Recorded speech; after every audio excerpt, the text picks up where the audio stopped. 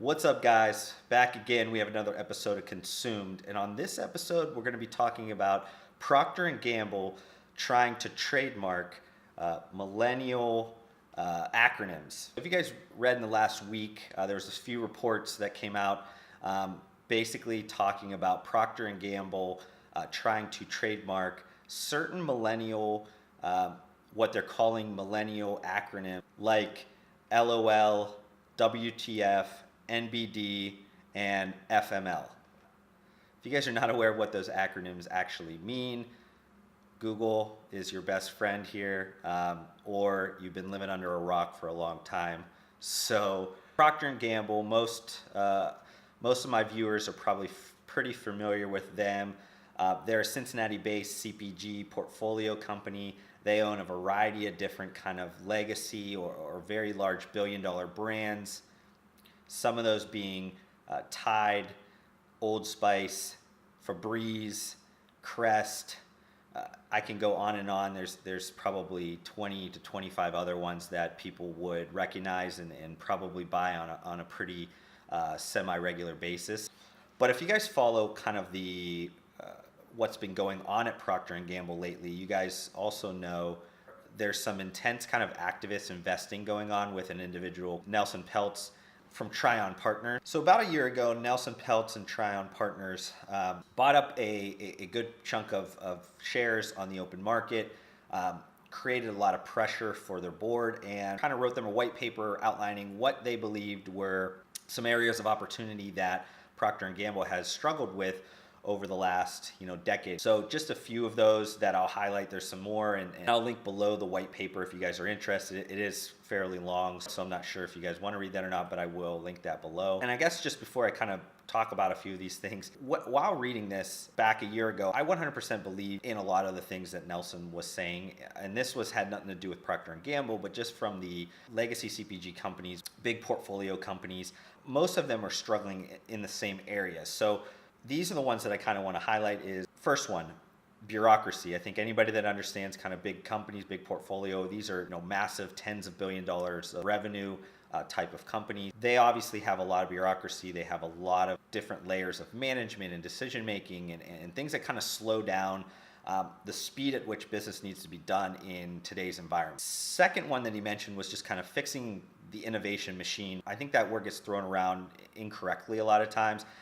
For some reason, people believe that either a company is innovative or not innovative.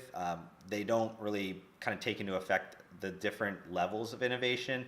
The first one primarily being what most people see as innovation is kind of like a radical innovation, like creating something new out of nothing. Those things are few and far between in today's world. There's just so many ideas out there that quite honestly, it's very hard to come up with a new idea. That's not to say that there isn't a lot of great ideas that are still out there. I just think at this point, it's very, very hard to find what most of the public thinks of innovation, which is more the radical innovation. The innovation that most people probably don't consider innovation, but is actually what is the most popular level of innovation, and that's incremental innovation. So, a company comes out with X. You look at X and say, hey, why didn't they add feature set Y and Z? Let me add feature set Y and Z. So then the product becomes X, Y, Z. Though it's not a complete reimagination of a completely new product, it adds value to a whole different subset of customers that the initial product didn't kind of highlight. And then the third one he was talking about was just kind of improving development of like small and middle-sized brands, digitally native brands, through either creation or mergers and acquisitions activity. And that's kind of where most companies have been trying to figure out how to combat. As the kind of the CPG industry becomes more and more fragmented because of the internet and things like Amazon, a lot of these brands, though they have a huge market share comparable to a lot of other players, 1, 5, 10, 15, $50 million brands coming on Amazon, taking a small little chunk of change out of the pocket of a company like Procter & Gamble or Johnson & Johnson or PepsiCo or any of these kind of like big portfolio companies. Though individually those companies do not make much noise, as a collective, if you have 100 or 500 of these brands doing that, you take a large majority of the growth from these established kind of portfolio brands. And that's where a lot of these activist investors or just people like me kind of talk a lot about just the struggles of large brands, and it kind of rolls back into the bureaucracy side of things. It comes back into the innovation side of things. It's honestly just a paradigm shift in how these brands need to think about brand creation and what is like a win.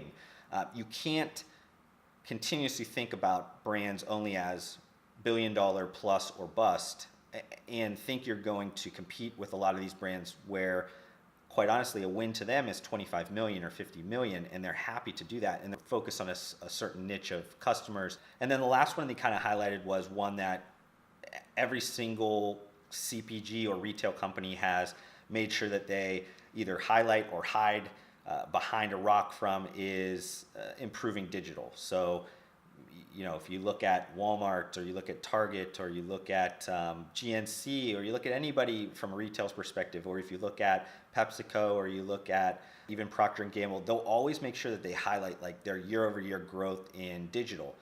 A lot of times they don't break out what that number is in digital sales. It's usually very, very small comparative to their established kind of channels. If that is on a retail side, that's more their store sales. If it's a big kind of CPG firm, it's mostly kind of be from those big box type of retailers that they've had long-standing relationships with. So circling back to why I was inspired to talk about this, and I think everybody that had read the article or had seen it on CNBC or anything like that, when you kind of had an initial, at least for me as a millennial, I had an initial shock value listening to a company trying to kind of like be cool, like they were trying to be in the cool kids club even though they were not. It just felt wrong to me that any company was going, especially a very large company, because this is probably a very large company would only be the ones that would do this, because smaller companies understand that it just doesn't feel right to call your products LOL or WTF or FML, like, but it all came back to kind of this Nelson Peltz and his ideology, which is not wrong. I think was just if this was the way that he believed you do it, I believe this is wrong. He was basically saying that millennials want an emotional attachment with brands. Wholeheartedly believe that. I have advocated that with my clients for a long time. I buy a lot of brands because I know the backstories on them and I know the owners, and I spend a lot of my money because of those things. But I don't buy cheesy branded things or things that are just trying to be overly marketed in a way that feels unauthentic. And I believe this is kind of what's happening. So if this is the idea of what like Nelson Peltz or people at Tryon Partners believe is going to attach a Procter Gamble brand to millennials, I think you're way off on this. I definitely think this is going to backfire very, very hard on you. As an example, a prior employer of mine, Microsoft, actually did something similar with some of their HR practices, where they started calling people Bay, which is before anyone else. If you guys are not aware of what Bay means. And basically they were utilizing that in a way that just kind of honestly just felt odd and weird. And I wasn't a part of the company at that time. I just remember reading those articles and saying like cringeworthy, please stop doing these things. Like, if you want to be authentic with millennials or Generation Z or anything like that, you really can't force things. You have to be authentic, true and true. And honestly, over time, people are gonna gravitate towards what they want and what they believe in, and they're gonna be able to sniff out what's real and fake and everything like that. But I obviously wish the best for kind of Procter and Gamble. I am from Ohio. I feel bad talking about any Ohio companies, regardless if they're just a massive portfolio type of company and they're not, a small local Ohio business. But I think at this point, in terms of how they've been doing lately, the most buzz that they've gotten in the last couple of years has been, quite honestly, like the Tide Pod Challenge, which was terrible. And if you guys remember how long it took even Procter Gamble to respond to that happening. And you could tell just how there needs to be a lot of changes at Procter Gamble to make them effective in 2018 and beyond, to attract millennials or to attract Generation Z. But kind of to close this one out, guys, I was trying to think of like, how are they going to use these acronyms? Are they just going to call them, laugh out loud, whatever, laundry detergent? Because they only filed the trademarks in certain classes that I think had to do with maybe soaps and different things. They didn't do a multi-classes, and honestly, they haven't even gotten the approved trademarks yet. I think the trademark office, the government asked for some clarification on how they were going to use these things, and just because they're kind of common use at this point, they haven't moved into a world where they're really not common use at this point. So I think there's some questions about how they're going to use it and just how they're going to lock that down. This doesn't mean that we can't say LOL anymore on text messages or anything. It just has to do with, like, you can't call your laundry detergent LOL anymore, or anything like that. And honestly, if anybody was thinking about doing that anyways, please don't do it. It's not going to work. But to end this video, I thought it'd be fun to just kind of one, ask you guys, what do you think of these acronyms? Do you guys think they're going to just call them LOL or laugh out loud, or are they going to be something funny like laundry over love? And WTF is wow, that's fresh. Or maybe NBD is no better detergent. Or FML is actually turned into fresh in my laundry. I don't know.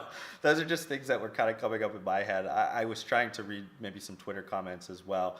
People had some really creative ones. But do you guys think they're going to use them in that way and kind of spin it to a marketing language that's similar to the product category? Or are they just going to come out with a kind of a millennial private label type of brand that's on Amazon or on Walmart.com, and they're just going to be big, huge letters that say LOL or whatever, and maybe something underneath of it as a tagline or something like that to just appeal to what they believe millennials want to buy or Generation Z wants to buy, and they're going to, kind of spin it in a marketing way to make us feel like it's for us, by us, in a way, not to bring back FUBU, another early acronym, brand. But I'm going to end on that one, guys. Appreciate it if you guys have gotten this far.